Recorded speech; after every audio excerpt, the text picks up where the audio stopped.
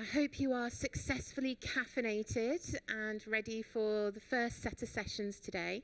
I have the great honour of introducing Detlef to you all. He has spent over 25 years working in the educational sector, including higher education, in big pharma companies and even in Silicon Valley. And today he's going to be talking about self-driven learning, which is a topic that we got quite excited about talking about in preparation of today.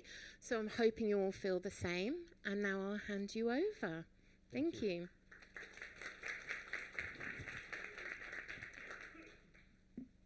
There you go. Is my mic on? Good. The gentleman in the back, Alvin, actually said that I shouldn't be running around too much because of the camera recording. Anyway, Monday night, I was supposed to come back from Ecuador, where my wife is from. Spent 2 weeks there, we had some family business, and we landed in Amsterdam after a 12-hour flight. And like hundreds of other people, we got stuck in Amsterdam. And so, first thing they said is like, your flight is going to be in 6 hours. And so we were waiting and hoping that the flight would actually be happening. But then 2 hours later, they canceled the flight. And then they put us on another flight. And then my wife was sitting there, and all of a sudden, they split us up. So they put my wife in one flight and me on the other one. And as kind as she is, she said, more important for you to be on time today because you have to be at the conference on Wednesday. So we were sitting there, waiting for her to leave 2 hours earlier. Getting closer to it, really. She goes to the gate, and they tell her that her flight is cancelled. So she comes back, we're sitting there, and finally she gets on a plane to Zurich. At the same time, I go on the plane, and actually I make it. But what they tell us is that the plane is overbooked. And I come in, sit down, the plane is full, but then the seat next to me is empty. And I'm like, that's not real. And so while my wife is flying to Zurich, I'm flying to Basel. And then I get her in Zurich, and we make it at 2 o'clock in the morning home after a 27-hour trip. And it's kind of, wow. But it did give me time to think. About my own resilience and about, how important my wife is to me, and also the fact that it's lovely to actually travel together in the craziness of things that just happen. Sometimes you can influence it, and sometimes you can't. So this is where we came from. This is Cuicocha. Cuicocha is in South America, and you must have seen the social media about the drug cartels who have been controlling part of the country, and they were taking the TV, and it was just live and everywhere. It was going around the world. But this is Ecuador. This is beautiful. It's a active volcano, and it's actually a laguna in the volcano. And this is another representation of Ecuador. Beautiful biodiversity, actually one of the biggest biodiversities in the world. It has 21 languages and 21 different ethnic groups.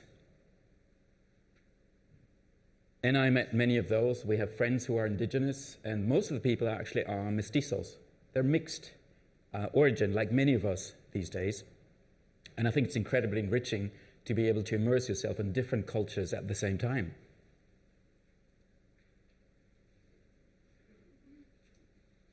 So why the heck am I showing you this? One of the things that really drives us is curiosity.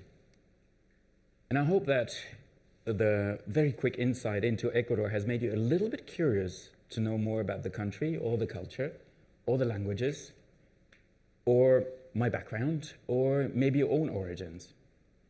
Curiosity is what drives learning. And so my topic today is actually self-driven learning, self-directed learning, self-regulated learning. We use different notions for different things, but the challenge is the same. In large organizations today, small organizations, be in the education sector or in the corporate sector, where I am, it's a struggle to engage people, and it might be a challenge sometimes to find the time, the space, the thoughtfulness to sit down and learn. So my first question to you is, how good are we at igniting self-directed learning in organizations? Think about from, well, we're not really good at it, to we're extremely good at it. Where would you be? 1, 2, 3, 4, or 5?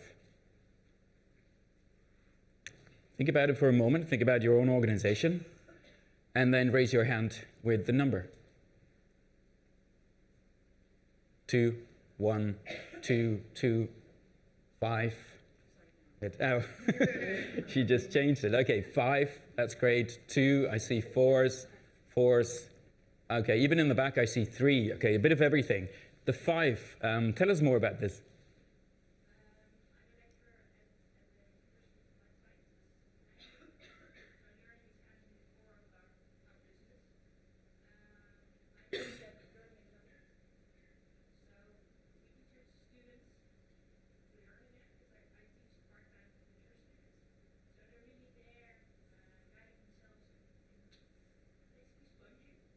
Sponging, yeah.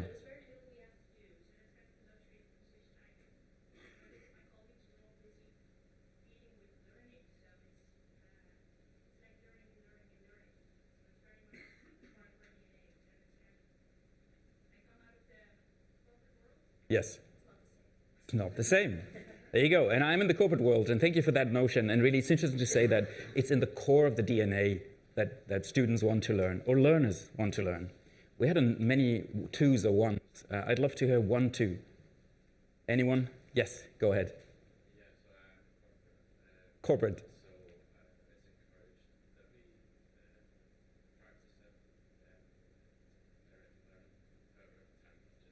Time.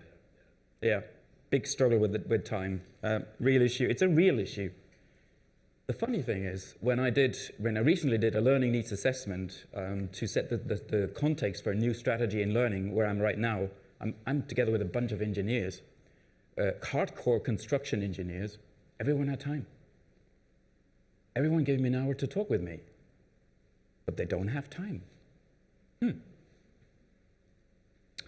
So how can we make sure that we have absolutely no time for self-development? Can you turn around, grab one of your neighbors, spend a minute on this, and really think carefully about what we can do to not have time? Go ahead. 1 minute.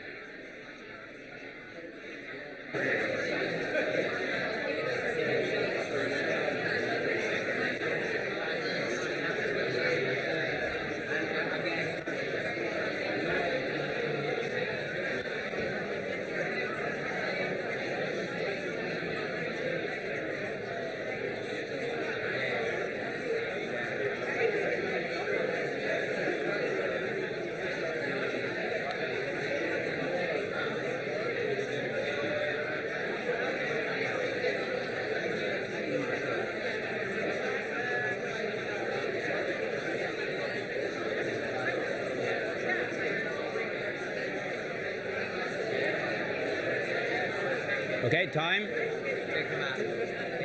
Time.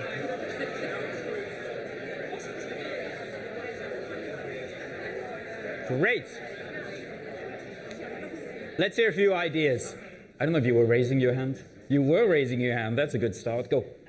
I'm coming from facilitation, so if someone you want to see someone with a hand raised. So it's just like I see you raise your hand and I'm like, okay. There you go. Well, it's like, okay. And I thought about Simon Sinek. You know, he's like, okay.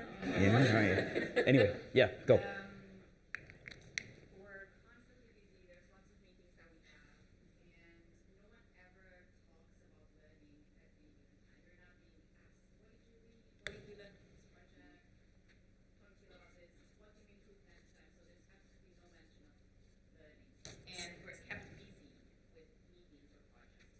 We're kept busy.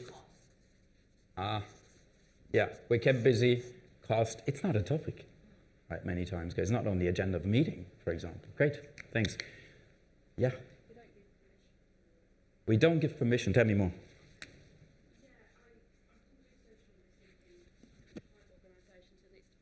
It's often those that have more control over their time, so senior leaders, management, that get the time to do their self-directed learning.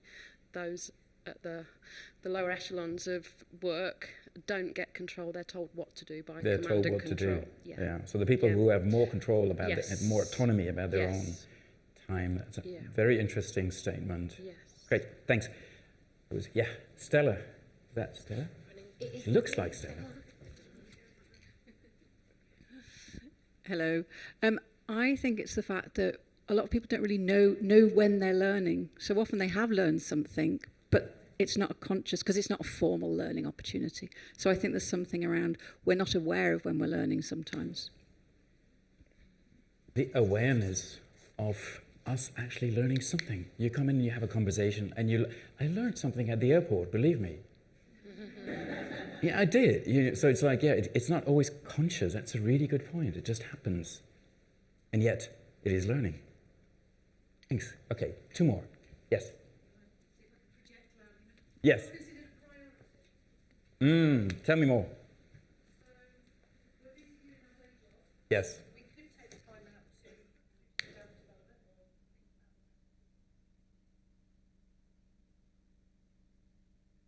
I'm going to go digging the trench. We forget to look where the trench is going or how we could build a better trench. So we just don't prioritise it on top of everything else that we're doing. Great. Thank you. When we lived in the US, one of our neighbors was Greg McKeown. You can look him up. He's a famous New York Times bestseller. Happened to be in a church where my wife went as well. So my wife was teaching him Spanish at the time. He wrote a book called Essentialism, you might have heard about. And in one of the chapters, he talks about the history of prioritization. And he says, there's no such thing as priorities. The origins of the word actually means priority. There's one priority. Interesting. Anyway, so yeah, 2 more. Thank you. So I look after lawyers. After lawyers. That's a good thing. So the first thing is that they will prioritise billing clients because that is immediate stuff that they're getting rather than understanding. The second thing is we've kind of got a culture where they look for the easiest, most quickest, most efficient answer, which is generally just either asking somebody else or doing what they've always done. Easy answers. And learning sometimes is tough, and it's an effort, and it's, it's engagement, and it doesn't just happen magically, as Stella said at one point. Okay, 1 more. There was one in the back. Go ahead. Hi. Hi. In our discussion, so the companies are PwC and Degreed. In our discussion, we kind of took your question exactly in the same humor that you asked it. And we want to make sure that there's so much mandatory and compliance training that they have no time to develop themselves other than, so just load them up on mandatory training every month and you'll get there. Make sure you fill people up with mandatory training. I love it. Yeah. And then all of a sudden they say, I want training or not. So yeah, great. If I was Simon Sinek, I would put this in a graph and make sure that you think it's actually meaningful. But great, thank you for these ideas. Makes all sense, and I'm sure you have many more of those. What I'd love to do is actually show you a few ideas where I want to start with the context, which is lifelong learning.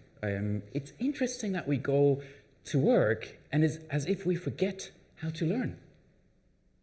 There's exceptions, but in the corporate world, I'll say many times, we know how to learn, maybe not perfectly, and there's a lot of knowledge from science as well that you can apply. So I want to set the context, show you a model I really like from Nick Van Dam, and then give you a bit of, because my background is in psychology, I thought, why not talk about the origins of a lot of things that we do in learning and in learning sciences, which is really an interdisciplinary field. So there's 2 origins I wanted to show you from psychology, developmental psychology actually, because they really speak about key aspects of adult learning as well. Then I want to show you what we do at Roche. It's an eclectic collection of ideas which have evolved over the last 5-6 years. I really like a lot of things that we do in our organization, but at the same time, I also have questions and challenge what we do sometimes. So I want to mix that up and complement it with some evidence on self-directed learning, which I'm sure you can complement with your experience. Then ask you to think about building an ecosystem for self-directed learning, because it's not just about the individual, it's about the system that we think about and set it up. And then again, go into one of the topics many of us talk about, and that's learning engagement. Again, from motivation psychology, there's 2 models I find really interesting. You might not have heard about, at least one of them, and then give you a challenge at the end. It's my challenge, so if you help me, you save my time of doing work this week. Okay, good. You also get these requests from LinkedIn, right? You know, can I contact you, or can I talk, and we have a great coaching, I don't know, whatever. Anyway, this gentleman is a master's student, and of course I can't show the face, but he still has hair, that's the difference. But what you see is actually that this gentleman is probably around 65, 70 years old, and he's a master's student. Isn't that lovely?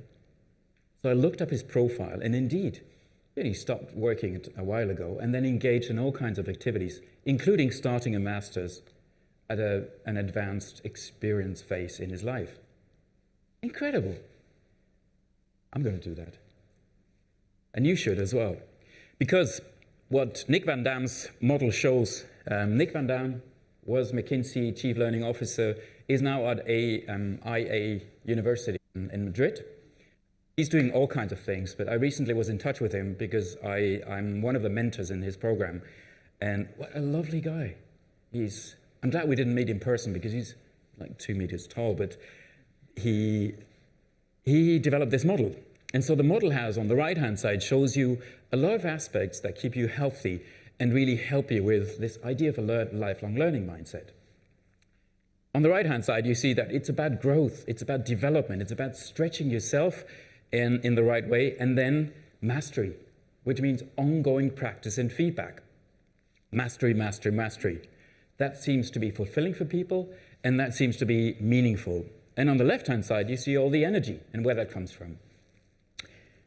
Do what you love, the idea of ikigai, which I don't know a lot about, but actually, you know, the combination of the sweet spot between what you love to do, what are you actually allowed to do in your organization, and the task you get. And I'm driven by learning. I read about it every day. I love my job, and I love what we do. And so if you find the sweet spot, that also helps you with the learning mindset.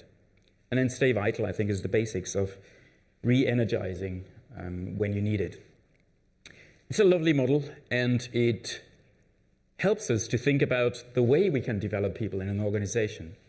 This is the T model that has been around for a while. I think today it will probably evolve, but it's about broad competencies, technical, non-technical, leadership skills, and my engineers I'm working with, you know, we are focusing not only on technical, as you do. And then it's deep expertise, not only more just in one area, but actually 2 or 3 areas, because things change so fast in organizations. The point on the right-hand side that they're making with this is that it is about people owning their development, and so it's an investment, something we need to work on with people in conversations, through dialogue, through making it explicit. And then this is stuff you know. It's helpful to set goals, it's helpful to execute on them, and it's helpful to track them. I think this is well known. And then, yes, if you have people aside, seems to be very helpful to get some feedback, and mentors, coaches today, I think, are a very common practice. Good. So lifelong learning, if you put this in your system context, is Lavinia here? Hey, Lavinia did such a great job in writing 2 articles on self-directed learning, which really inspired me. So I've taken one of your aspects, really. See, this says, inspired by Lavinia. And it is a simplification of a very complex system that we know in every organization. So think about the person, the learner themselves. What can we do to help people be self-directed learners? What kind of skills and knowledge and experience and environment they actually need to become better and effectively learn? There's a personality aspect. Curiosity is what I mentioned at the beginning, but it's a skill aspect as well. And then on the right-hand side, it's about your organization's culture, how explicit they are about learning, the norms they set, the rules they set, the examples you see. And oops, here we go. The resource part has the basic stuff, time, we heard as one example, that's a structure, budget, space, access to experts, but then the other is actually the people. Do your peers learn? Do you have time to meet informally? Can you connect? Are there communities? All of those aspects. My point is, you can design this as an architect, and these elements are interdependent. So if we touch on one, that's great, but it's not enough. We're going to get back to this when I ask you to build your model, but before I show you the practice examples of Roche as an organization, I'd love to go into two insights that you might have heard about. Piaget, funny enough, is a Swiss psychologist, was a Swiss psychologist, and I want to show you a very brief video which might have an interesting UK-related marketing video before it. Let's see what happens. Yeah, I told you.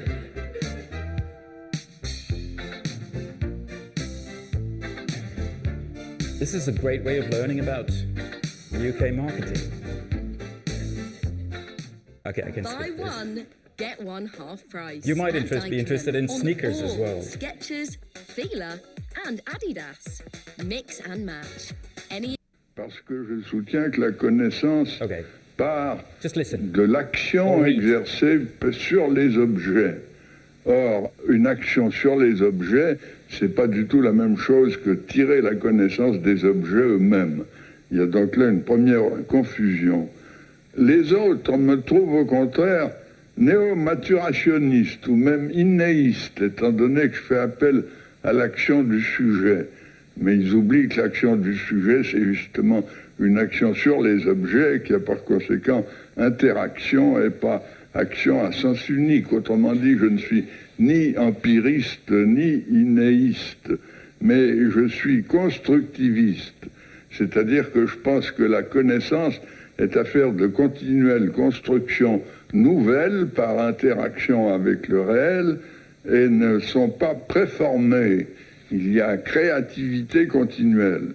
J'aimerais donc montrer en quoi la connaissance n'est pas préformée, ni dans les objets, ni dans le sujet, mais qu'il y a toujours auto-organisation et par conséquent une continuelle construction et reconstruction. Alvin told me I should be closing this. Great. That sounds like theory, right? Now, Levine, who was the most important social psychologist of the last century, said, there's nothing more practical than a good theory. So in the 90s, I looked at Piaget at the time when I was studying psychology, and the interesting thing he says is that we're constantly constructing realities in our organizations. It's not us, it's not the others, it's what happens between us and the reality we're presenting, the scenarios you build, the scaffolding you offer, the things you expose people to, the part of the reality of your organization you put in a training or a learning activity, a learning journey, whatever that looks like. But it's the relevance of the context. And it happens between whatever you build and design and the people. So it's the interaction and it's a construction, which means we can change it and influence it through us. The active learning part comes from Piaget. The idea that adults want to do something, they want to reflect, they want to talk. And then the other part is, it's about problem solving. The relevance for me is one of the key challenges we have. Make things relevant. Not online stuff which is generic. Appreciate all the vendors who do a great job in providing good content, but it has to be relevant and contextual. Piaget and the creating of meaning these days, really, I think it's a lot about making sense out of changes, out of new teams, new bosses, new organizations, new structures that we pull people into. So the questions for you is, how do you ignite active engagement? Active engagement. And you heard this in learning science or in your practices many times. And how do you help people making sense? These are your design hints, and they do come from developmental psychology. Here's the second one.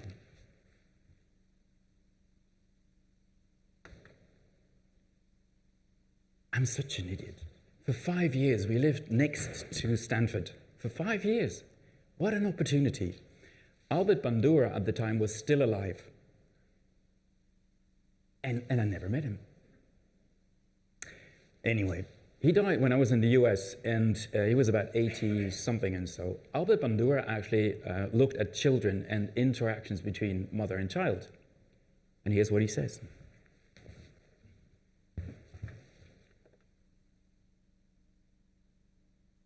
Let's say I'm a biology student working on a research paper for school. Right. As I work, I incorporate research from websites to support my ideas. Yes. And it's crucial that I cite these resources. I agree. Now, this is a powerful treatment.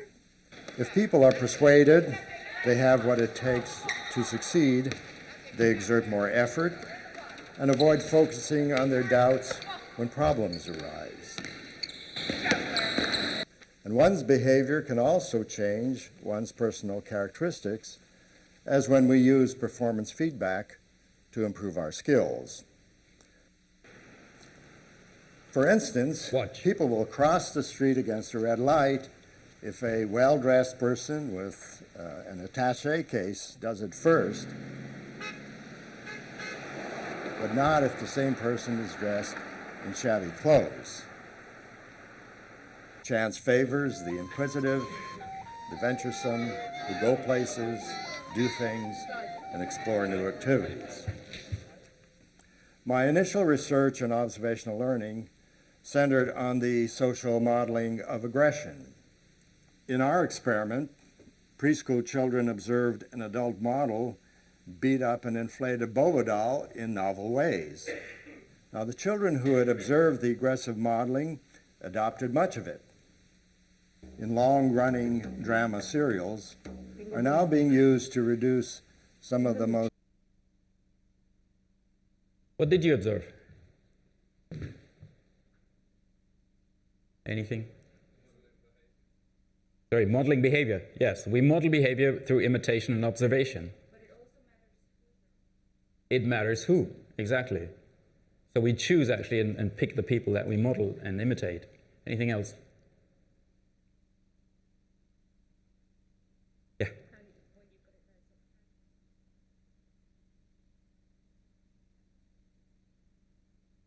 It's about creating the interactions between, remember Piaget, between the environment we create and what we offer to people so they can interact with it and create knowledge. Because it's a reconstruction. My professor always said learning is not about taking a picture, it's reconstructing it in your mind. And that's what we do. So Bandura makes points about, yes, social influence. That's why we say social learning is so important today. We build communities, we think about networks people can tap into. Modeling is really important. And I see a lot of communities where there is interaction. I'm not sure there's learning, because we don't think carefully enough about the modeling. And then reinforcement mechanisms through feedback, which we all know is an essential part of learning. Bandura makes a point about agency. Swiss Air was the first company in Switzerland who gave people choices about having more vacation or having more salary. And you know what? Nobody used the option, but the satisfaction level of people went up because they had choices. Giving people choices makes a difference because it gives them agency about learning. And the last point is self-efficacy. You've seen the basketball players. If you tell people if they believe that they have the skills to do something about the outcomes, they will more likely engage. And for me, this is a key part where leaders and managers really come in, because they can influence how people think about their own skills if they even have the conversations about development. Okay, these are basics that you find in learning science many times. And then there's neuroscience. Stella, does that look good? I think she just wrote a great book, which I haven't yet read yet. And my point is, this certainly is all true, but it was created by ChatGPT. So let's move on. Anyway, you can look that up. So here's what I would love to do now. With the basics of thinking about social interactions, you construct really the environment matters, and I invite you to think systemically about this. I want to show you what we do at Roche. Here's my advanced organizer. You can discuss the graphics, I agree, but the core is really the Reimagine Me. So I want to show you what Reimagine Me is about. And then there's two directions that I've seen have been emerging. One is the idea of self-authored growth, and there was an initiative around this I found quite interesting. Then there's another one around lifelong learning, all in the spirit of fostering autonomy, empowerment of learners, and self-directed learning. And then the other is the Career Lab as an institution, and a program I helped to co-design at the time for Pharma International. And last but not least, applause as an idea. Let me show you what that looks like. Reimagine Me is basically an idea. It's a philosophy that has been around for 5 or 6 years at Roche. And it's a combination of thinking about careers and learning differently. And the reason at the time was that probably Gary Hamel had written a book about organizations and flattening organizations and hierarchies and making everything self-organized and empowering people and so on.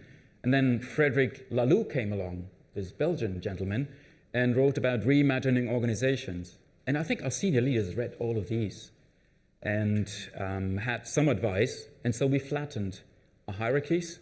We removed probably 3 levels at least. We removed managers.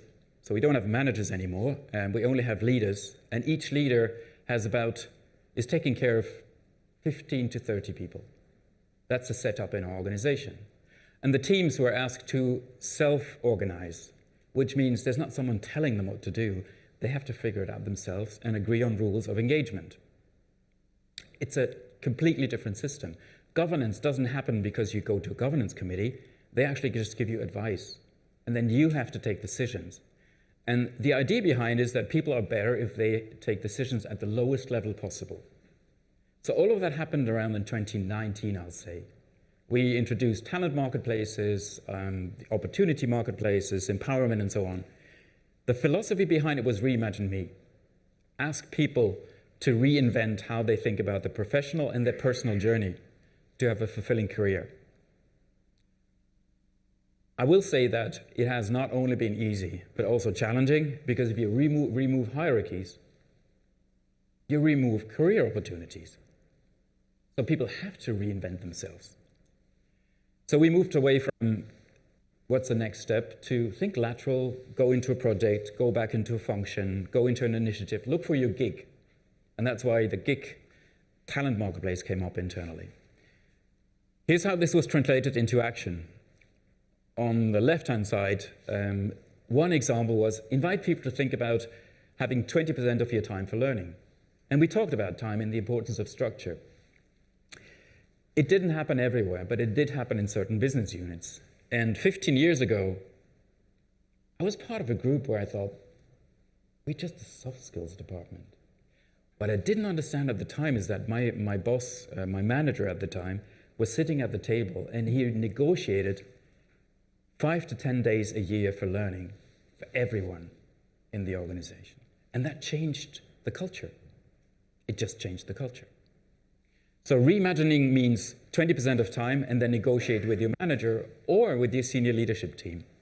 Job sharing and swapping. People were invited to find their next gig and then see how that fits with their skills. On the right-hand side, we knew this was all experimenting because we introduced Agile at scale and prototyping and bringing in design thinking. So experiments were actually initiated by countries.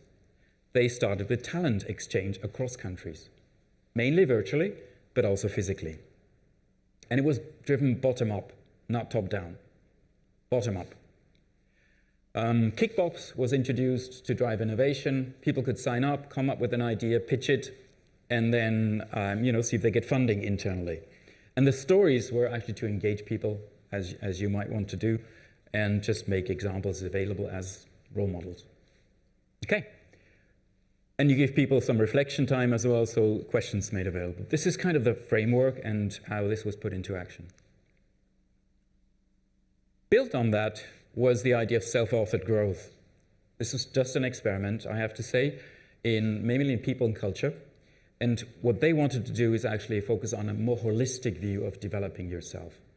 Like many of you, there's huge workload, there's accelerated expectations of delivery. So yes, people need to build up their resilience, and well-being is a big topic. This is why there was an expansion of looking at self-authored growth, own your development, but actually think about it broader. And here's one example I wanted to show you from one of the 170 countries where we're actually active in. This is Sophia from Brazil. Let's hear what she says.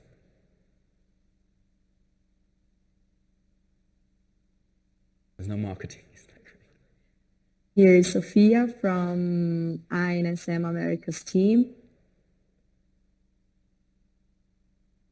Self-author growth means for me to own and to lead my learning and development path. It's a way for me to reflect on where I am currently, where I want to be in the future, what are the skills that I have right now, what is the behavior that I am showing up, what is the mindset that I bring into the work that I do, and what are those features in the future, and by then designing something to get closer to that Sophia in the future. By being a person that has different and multiple hats here in Brazil, it's really interesting for me to see and to understand that each day I am learning something different, and I am bringing some knowledge from the past, but I'm definitely learning something new, and I'm thinking about some new ways of doing the things that I am responsible for doing, and that I am being invited to do. Here is Sophia.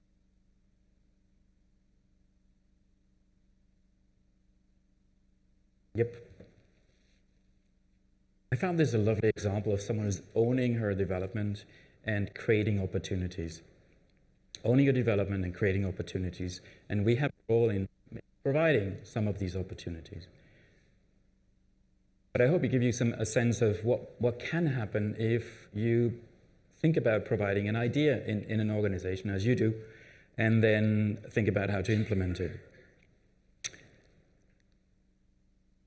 Part of that is today that we talk a lot about networks and communities, social learning, and so really the encouragement here is to think about your own network and the relationships you have. And while it sounds easy in a remote environment to access people, it doesn't happen naturally, as you know, because we don't see each other.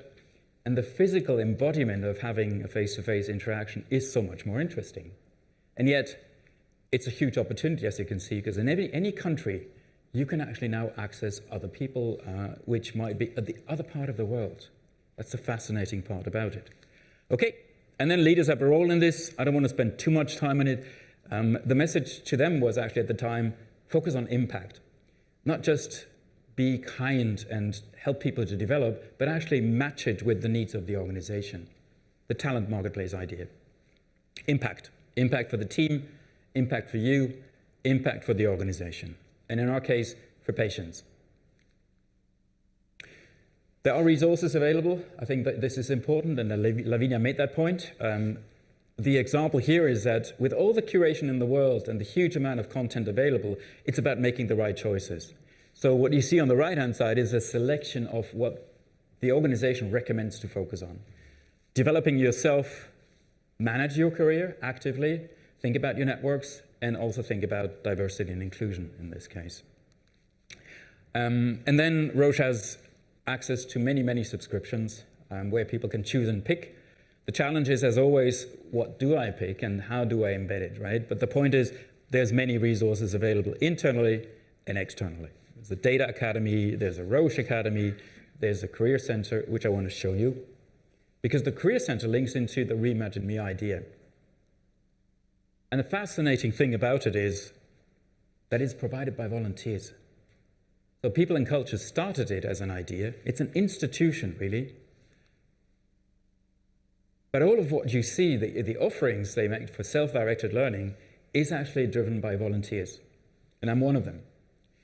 So these volunteers sign up, and then once you sign up, you're committed to providing one-to-one career coaching sessions, help people to learn, set up some workshops and run them globally and virtually, sometimes face-to-face. And in addition, there's a platform available for anyone who signs up as a volunteer and for anyone within Roche as well. The point I want to make here is this is bottom-up.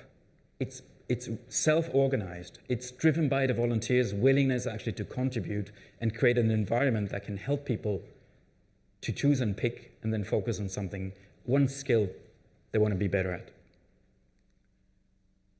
There's a lot of on-demand efforts, chat rooms. Actually, through the chat room, there's information sharing. And one of the chats is called Lifelong Learning. This one, as you can see, there's 2,500 people who signed up. And they get this information every day, and it's about marketing on the one hand of what's available. We talked about the importance of awareness. But the other is as well, it's community sharing. This is one example of a few hundred we have. There's another one on ChatGPT, for example. And again, 2,500 people sharing use cases every day, bottom up. And for me, this kind of community thinking, online, self-driven, is really a very interesting component for us to think about when we say, how can we help to create an environment for self-directed learning? Okay, last example from Pharma International. And as many of us do think in programmatic ways of learning, here's a program, people sign up, maybe there's learning journeys, and cohorts, I think, have a renaissance today. What you see is the combination of self-guided learning. Then people organize themselves in peer groups, small groups of 3 to 4 to 5, and they come together virtually because they might be in different parts of the world. And they have some support from one coach who takes care of the 100 people actually who sign up for this program. It's a cohort. There's a kickoff together. The rest is self-organized by the people individually and then also in peer groups, based on peer learning, basically. What we did to make this happen is work with Connected Commons. This is an organization that was created by Michael Arena, who used to be head of talent for Amazon, Greg Pryor, who used to be at Workday. And actually, it's about network capabilities, educating people on how to build skills to tap into networks for collaboration and problem solving. So they get some guidance on practices, they get these cards, and then they can design their own learning journey. And I'm sharing this because the program itself won 2 awards. And it's one thing to win awards in the industry, but the other is actually to see that people engage in it. This program is in its 3rd year, and it has a ripple effect actually generationally on the organization in Pharma International. They also work with many countries, and people engage, and they self-organize, and they take benefit of this because of the combination of self-driven, peer learning, and some support. So it's a way of thinking about a program that can help with self-directed learning. My last point, you can think about incentives, bonus, performance goals, recognizing learning. A simple and yet lovely way of peer-to-peer recognition is the applause system we have in place. Anyone can recognize anyone. And so tomorrow I can sit down and think about Marcus and say, he's done a nice job. And actually then he gets a card and a written note from me. And the beauty of it is that we can choose and pick and create the cards ourselves. So if you want to focus on someone's self-directed learning efforts, you create the card, you make it specific, and then you recognize their effort. And again, it's bottom-up, it's in the system, and it's driven by people themselves. I'll pause here. You see my advanced organizer, where I wanted to show you the foundation of Reimagine Me, the Career Lab as an example, which is institutionalized, bottom-up, driven by volunteers, the self-authored growth, and then the Connected Talent Program as one example. Think about it in a programmatic way. These are our examples, and I'd love to hear how that resonates. Any thoughts? Anything new, maybe, that makes you think? Yeah.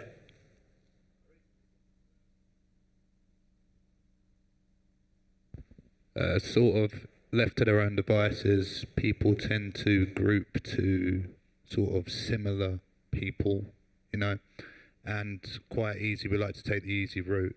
So, which sort of leads to a lack of diversity, and it also talks about how conversations, more difficult conversations, maybe more argumentative or sort of debate-styled conversations are actually a lot more beneficial for learning growth. And I wonder how you can counteract that, or if there's any sort of thought processes that go into that when developing these kind of self-given, you know, at what level can you put a rule in and it sort of stops it being self-driven? Maybe one comment on that. I think people through imitation and models. So if you have good examples, make sure you disseminate them in the organization. Because your good example has to withdraw the principles behind the self-organized group. Why is it working? And it's not a coincidence we talk so much about psychological safety today.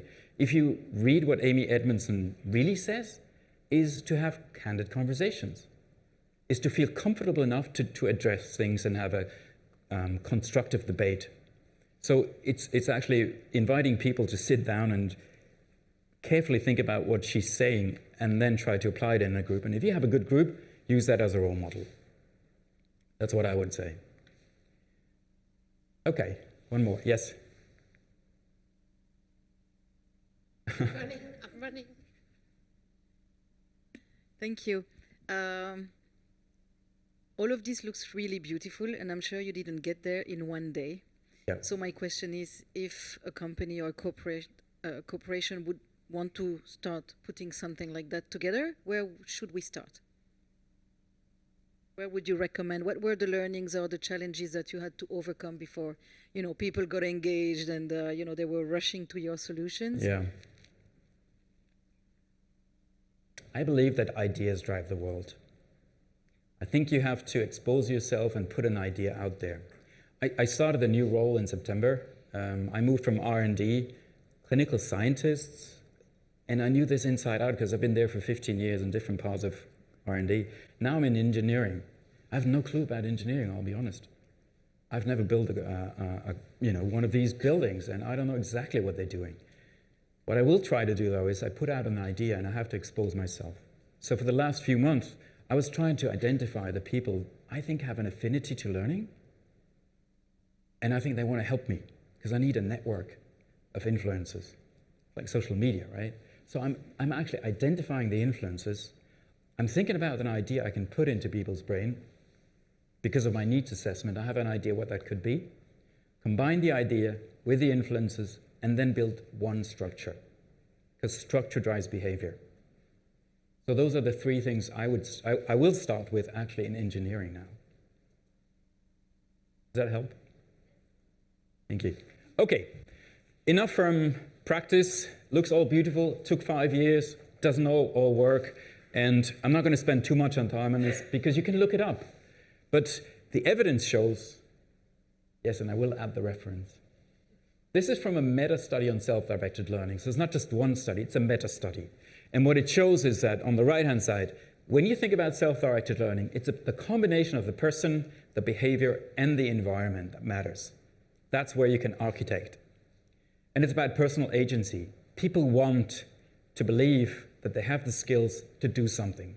And we can influence that through dialogue. Managers can do it, leaders can do it, peers can do it. And so on the right-hand side, it's if people value learning. And how do you do that? Well, you need to talk about it. You need to show it. You need to invest time in thinking about your messaging and the dialogue you want to create.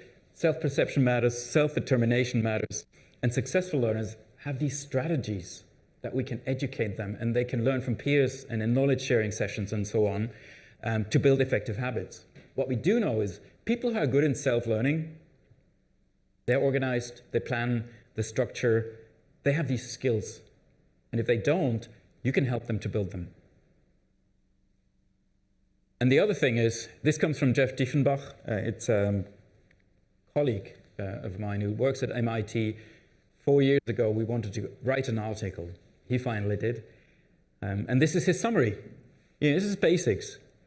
If people want to learn, which in a country like Ecuador is not as obvious as like in the UK or Switzerland or Germany or the US, they need some basics. They need enough sleep, enough food. They need some activity to be healthy. They need some well-being. And mental health is a big topic, not only for young people these days. We need to influence their mindset, how they think about learning, as you've seen, how to think about themselves. And then really also focus on not making it too complicated. Prior knowledge matters. So if your stretch is too much of a stretch for someone, you'll be demotivated. If it's too easy, not interesting either. So what's the zone of your design that will stretch people? The environment matters, space, creating space, and the motivation as well.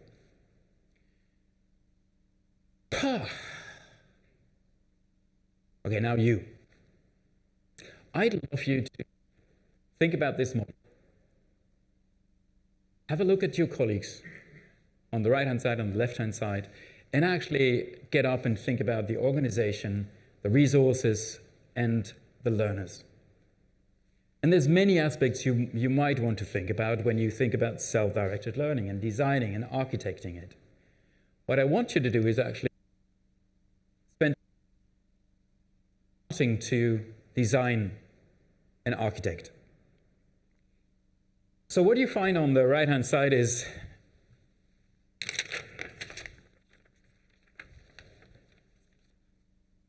sticky notes, post-its, whatever you call them. And there's aspects of architecting and designing the organization, the learners, and the resources. And I'd love the 5 of you to go together and think about this and come up with 3 ideas that you think are most important to create self-directed learning. These walls are wonderful for sticky notes. You do have a pen, so can I ask you to get up, not more than 5 people together. Yes, I mean you as well. Okay, and then see what you come up with. We're going to have a gallery walk at the end. And it'd be interesting to see what kind of ideas you come up with after some of the ideas I shared with you. Okay, go. 5 people.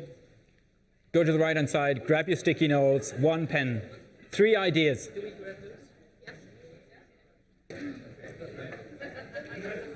5 to 7 minutes. Okay, 5 to 7 minutes.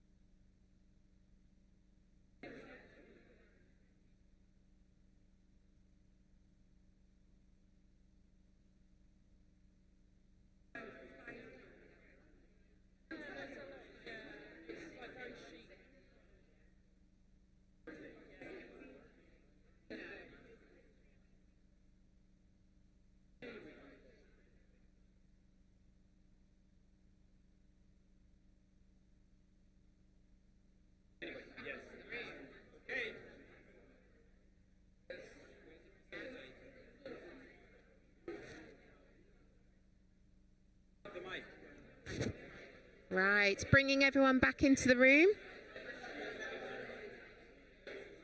Coming back into the room. Thank you. Okay. Ladies and gentlemen. I know.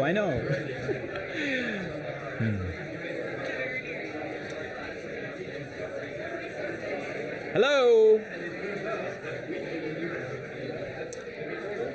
I just want to make sure that you actually will have your lunch. Okay, thank you. Can we hear, guys, this is just, let's hear 2 examples, because this is not about going through all of it. You might want to do a gallery walk afterwards, but maybe 2 examples Just want to make sure you get your lunch. Okay, so who's ready? 2 examples, maybe additional ideas that would complement what you heard so far. Anyone? Any group? Here we go. Running. I'm coming from corporate, like I think a number, and time is the problem. And so we are stuck into work, and our objectives every year, everything is well structured, they are only delivering business objectives, right? So how about including some learning objective in there, which would actually account like in the 100% of objectives you need to do with learning activities, which includes as well learning time. And at the end, when you get appraised on completing your objectives at the end of the year, you have the learning objective part of this, and that enables making the time for it. I love it. 2 things. What I'm going to do with our engineers is actually sit down with our senior leaders and negotiate time. Because what they told me in 2 countries is that all the time has been allocated to project execution. It just has to be, because that is cost. Yeah, okay, it's cost, I get that, but it's also an investment. So we have to change the dialogue around it, really. Eduardo Briseño, who worked with Carol Dweck, Growth Mindset, we shot a video together, and what I liked is that he said there's a learning zone and there's a performance zone. Performance zone is we have to deliver. Yes, we do. I get that. But we have to create the learning zone. And it can be in a team meeting, it can be in a program, or it can be just in an informal community setting. Doesn't matter. But it's about being consciously intentional about it. Great. One example. Another one. Yeah. Hi, Detlef. So we had a few, one of which was growth mindset. So you tapped us on that one. But the one I'm going to mention is having an organizational directory where you know who has the knowledge, you can find your mentors, and you can just look up people who might be able to help you. Thank you. The expert network is always a challenge. My technical colleagues in PT, my manufacturing, they created a search algorithm to find people through document authoring. I'm not sure that could work. It could, maybe.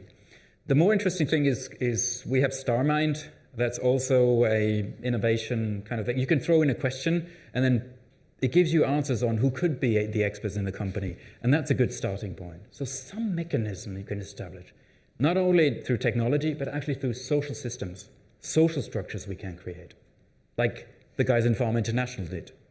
I love that approach. I think it's really worth exploring. Okay, one more, maybe on this side. I love you standing me, because I stand all the time. Anyone? Okay, yes, this gentleman again.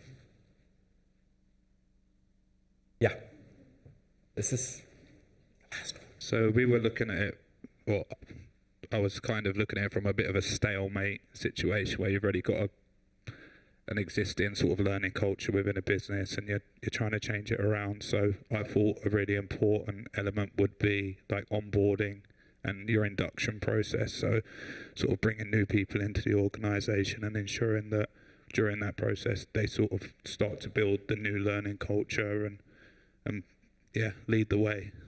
Thank you.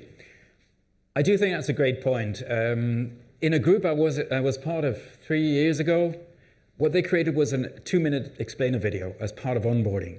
And they put it out, and then good luck. Yeah, I'm sorry. I mean, this is not how learning happens. It just doesn't.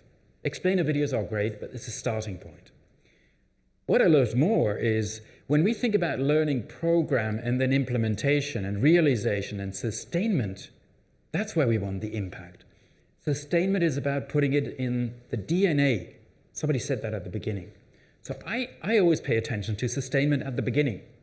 How do I put this idea into the structure, into the teams? And the way to do it is through people. So I work with project managers and say, guys, if you do this, you have to make sure that it happens in your team. You have to take it up in the meeting agenda. You have to put it in the structure. From the beginning on. Great idea. One more. Maybe there. Maybe a lady. Be great. Anyone? Oh. This is the horror vacuum. Nobody's saying anything. Okay, let me move on so we can wrap up. Here's an example of things you can think about, and this was just to stimulate your thinking. Yes, please have a seat.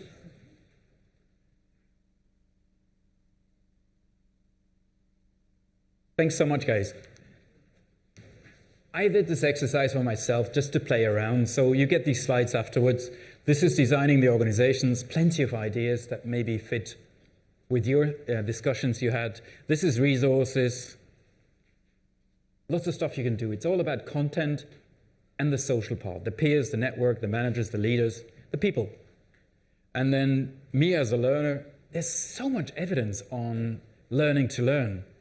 And we can just grab it and then experiment with it.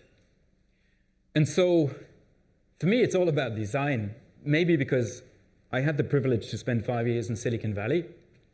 I love design thinking as an idea, just the thinking of prototyping, experimenting, iterating, and learning. So Bill Burnett and Dave Evans wrote a nice book on designing your life, back to lifelong learning.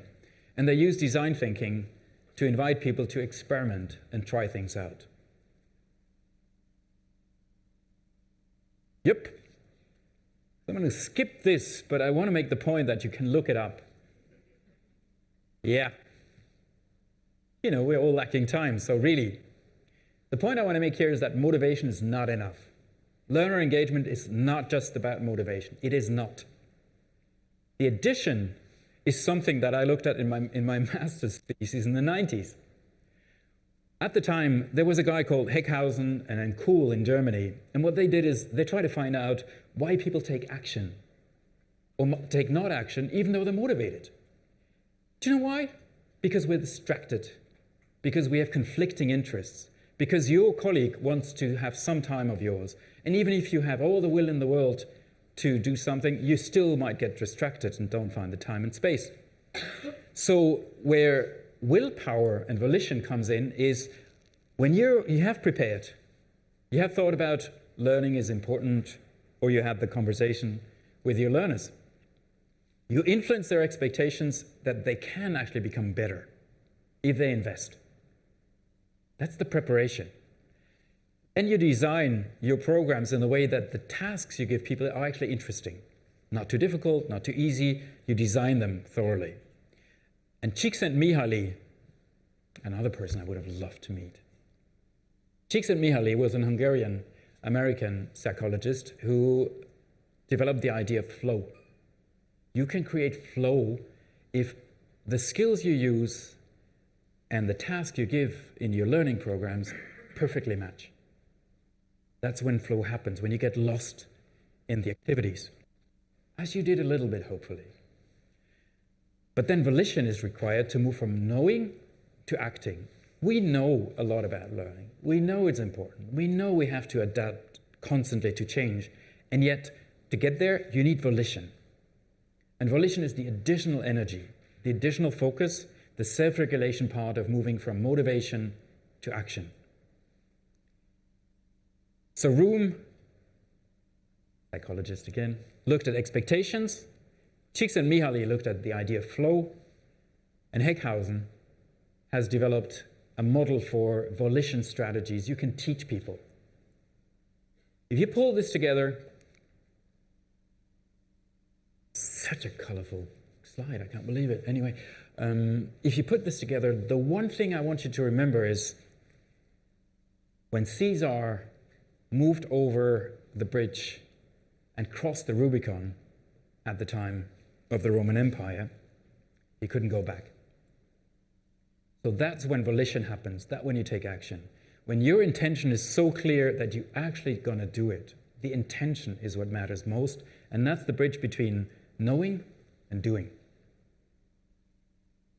And everything around this there's 6 self-regulation strategies you can teach people, and it helps you to move from knowing that I want to learn in a self-directed way to doing it.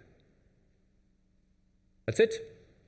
So with that, I'd love to give you my self-directed learning challenge, take my flight and then go home. You don't have time, I get that, we don't have time. So Mark Sanders, he's the owner of one of these consultancies in learning, has come up with this nice matrix, because we only have 1% of our time actually to learn. And this might help you to choose if what you heard today is useful and how much time you have to take it back and learn a little bit more about it. So I give you 15 seconds. I'm not going to do this anyway. Let's move on, but you get the point. My challenge is this. So I have these engineers. 80% of the workforce are external. So the people who are the project managers drive 6-year-long projects with an investment of 1 billion because they build manufacturing sites. How the heck can I make them learn? And I thought about using the apprenticeship model. It has to be in the flow of work, as we say. It has to be practical. It has to be concise, relevant for them. So one way is the knowledge transfer between the people who have more experience and the people who have less experience. The other is, I'm going to experiment with ChatGPT. We have 4.0 available, and one of my interns are going to help us to build that body of knowledge through the managers. Yeah, that's the theory. Now I need you. You can find me on LinkedIn, you can write me an email. I brought some money. So if you help me to make this happen, it'd be fabulous. The point about AI, which we talk a lot about these days, is it's all about the Socratic dialogue. It's all about questions and answers and knowing how to do that. And this is true for technology as much as it's true for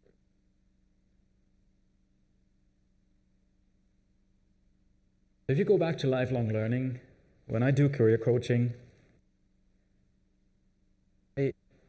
Forrest Gump for me is one of the best examples to think about careers. You just happen to be somewhere, then people think you're good at it, there's an opportunity, and then you grab it. So life is like a box of chocolates. You never know what you're going to get. Learning has to do with emotions. So let's get back to Ecuador. What is this?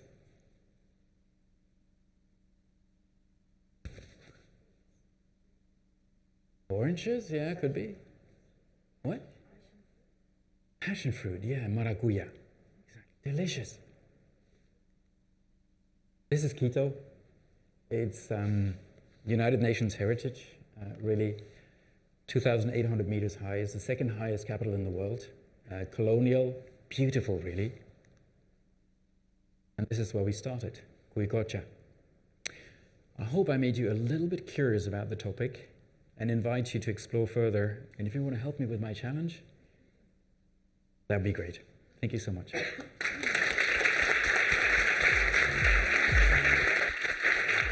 Thank you, thank you. Because we're all so curious, we're actually running out of time and we're conscious of your lunches. But as Detlef has very kindly opened up to allow you to socially stalk him, there are so many opportunities to track him down out at lunch, LinkedIn, etc. And absolutely do take him up on his challenge to help him get to that research goal, because obviously that will then help all of us. Thank you very much for your time. Thank you very much for a very curious session. It's definitely the right word of the day. And we'll see you all in the next session. Thank you.